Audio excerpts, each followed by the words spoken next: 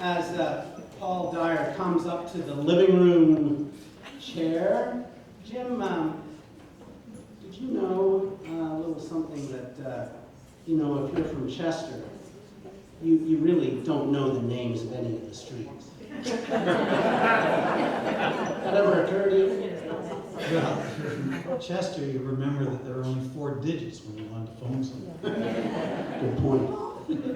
So, Paul Dyer is the son of the late Dr. Wilfred and Regis Dyer, one of 5 siblings who now own Dyerdale on the peninsula. His father bought, which I understand is rather busy, full at the moment, Paul. His father bought this home in the 1940s, and it has quite a history, including a connection to the renowned Chester hotel, the Hackmatack, which Paul will share with us now. Good evening, and just before I talk about that, I must say I've always had a fond spot for this theater.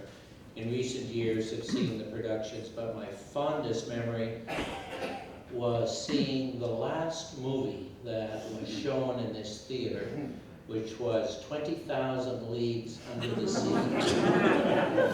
I had a wonderful date that night, but the power gave out halfway through the movie. 10,000 leagues. Anyway, I want to tell a story tonight that involves Dyerdale and the Hackmatack. Some of us know it as the Hack, and we abbreviate it.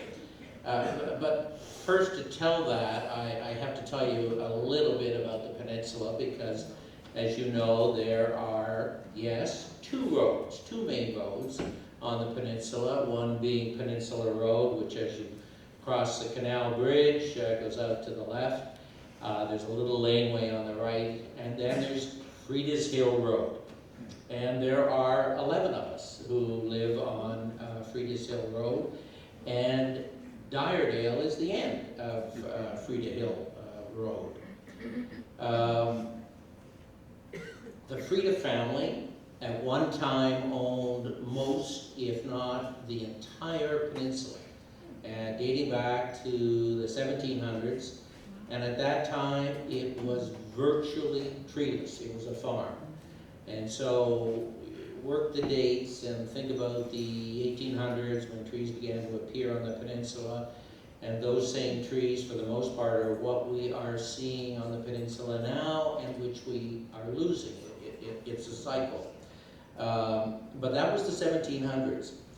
In 1894, one Clarence Frieda acquired a property that eventually would be known as Dyerdale. In 1910, he sold the property to a very interesting and potentially interesting woman by the name of Mary C. Clemens of St. Louis, Missouri.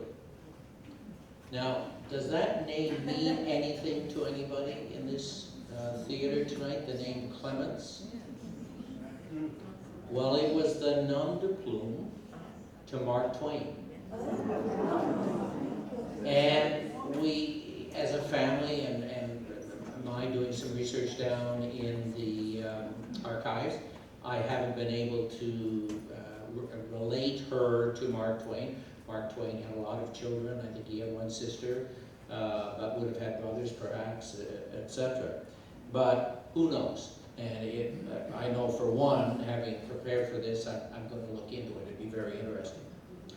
So in 1910, the Clemens folks bought the property to be known as Dyerdale. But here's the connection to the Hackmatack. They were visitors from St. Louis and stayed in the Hackmatack. They did not like the Hack's beach, and the Hackmatack beach was just down in front of it.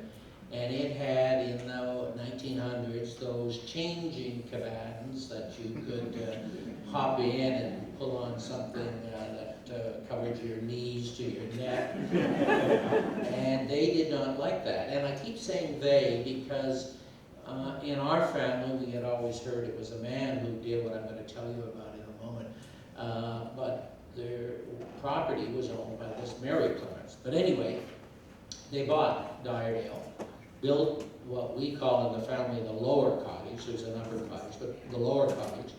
And they built it so that they could row over from the hack, go in, change, go for a swim, come back in, have tea, and row back to the hack. They always had a great kitchen in the hack. They'd go back for dinner.